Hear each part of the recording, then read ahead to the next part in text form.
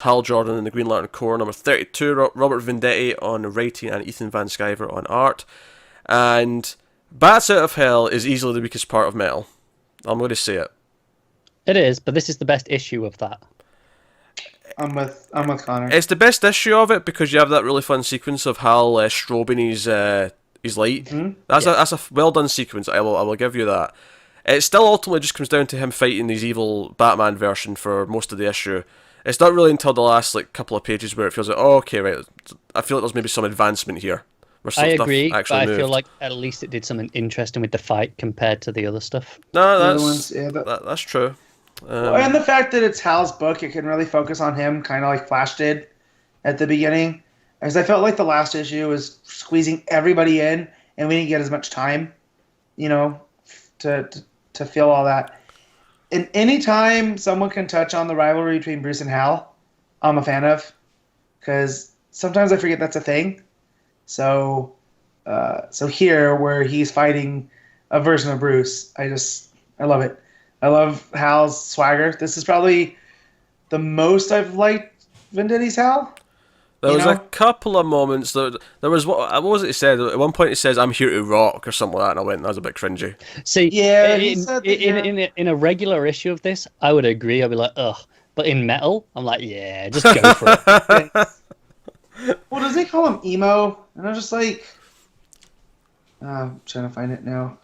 I kind of let things slide when it's part of Metal. When it's like that, I'm just kind of, because it feels like they're playing it up to kind of play into the whole idea, like we've seen in the main book. Yeah, so it's a bit more enjoyable. He does. He says, "Yeah, you stepped up to the mic with your emo crap. I came to rock." Yeah. Yeah. Yeah, that was a little rough. I don't know. There was a few lines of dialogue like that, and there was whatever. And like I say, it didn't feel like it advanced too much. I will agree that the strobing fight was cool. I think it's because it had a pulse to it, had an energy that a lot of these issues haven't. Yeah, it made the Dawnbreaker feel a bit more intimidating than maybe what we had last issue with the others.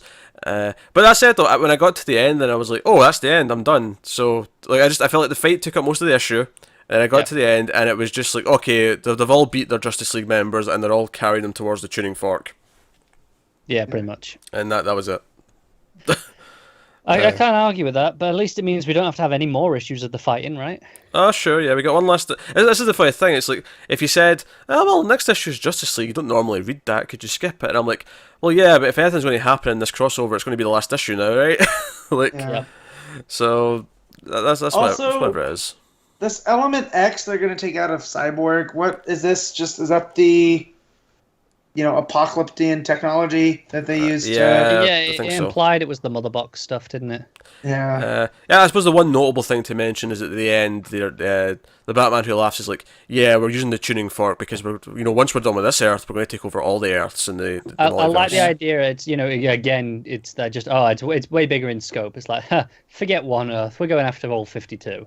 Yeah. Yeah. That's fine. Yeah, that's fine. Then Skyver art with Liam Sharp in there too, doing backup stuff. I think.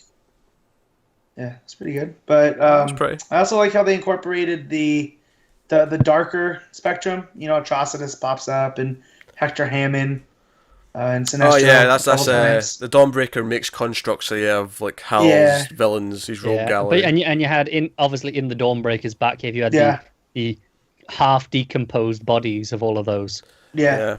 There was that one panel where there was trophies. Yeah, there was that one panel where you had a sentence from each of the different core members. Mm-hmm. Sesh was like, "Oh, I taught you better than this," and then you had the orange one, which is Larfreeze and stuff. I love the stuff in the cave because he's got I think it's Atrocitus tied up to that's his giant penny coin.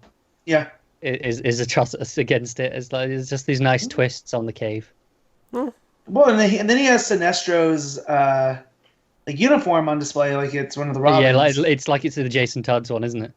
Yeah, and so I like that because I like to think that maybe Sinestro had come down and tried to work with Dawnbreaker, and it didn't work out, because he's so corrupted. But yeah, it was a fine issue. I think it is the best out of the Bats Out of Hell. I think so. While I agree, it's still kind of a weak story. At least this one I enjoyed reading, unlike the other. Whereas some of the others I found were actual chore to read. This one had an energy; it flowed. I enjoyed it at least. Yeah, that's fair. I mean, I'm just kind of middling on it because this Bat Out of Hell's not been that great. It's not working though. No, I agree.